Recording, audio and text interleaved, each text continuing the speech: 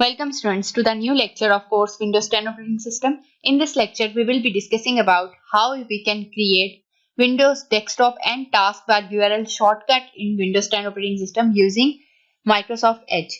चलिए स्टार्ट करते हैं आज का लेक्चर। जैसे कि हम कोई वेबसाइट है जिसको हम बार बार ओपन करते हैं अपने किसी पर्पस के लिए, तो अगर हम उसे पिन टू टास्कबार करना चाहें तो वो कैसे कर सकते हैं यूजिंग माइक्रोसॉफ्ट एज। चलिए अब हम देखते हैं इसको हम कैसे कर सकते हैं।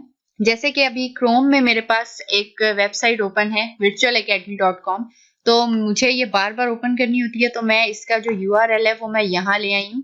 यहाँ से अब मैं इसको बंद कर देती हूँ क्रोम को, और मेरे पास जो है ये URL यहाँ आ जाएगा। अब मैंने जो है इसको अगर मैं ओपन करूँ तो ये मेरे पास माइक्रोसॉफ्ट एज में जाकर ओपन होगा।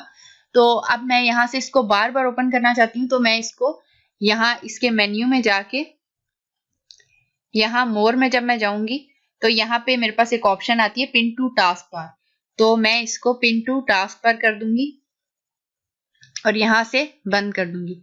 आप देख सकते हैं कि मेरे पास ये यहाँ पर इसका आइकन बना आ गया, और इसके ऊपर जब मैं क्लिक करूंगी तो ये मुझे डायरेक्ट उसी वेबसाइट पर ले जाएगा। और मैं बेशक अब यहाँ से इसको खत्म कर दूं। यहाँ से मैंने डिलीट कर दिया है, क्योंकि इस तरह के लिंक्स वगैरह जो होते हैं वो हम यहाँ डेस्कटॉप पर नहीं रख सकते, बट यहाँ पिन टू टास्क पर हम इजीली कर सकते हैं। और जब मैं इस पर क्लिक करूंगी तो ये बगैर टाइम जाया किए वहां डायरेक्ट उसी वेबसाइट पर मुझे ले जाएगा।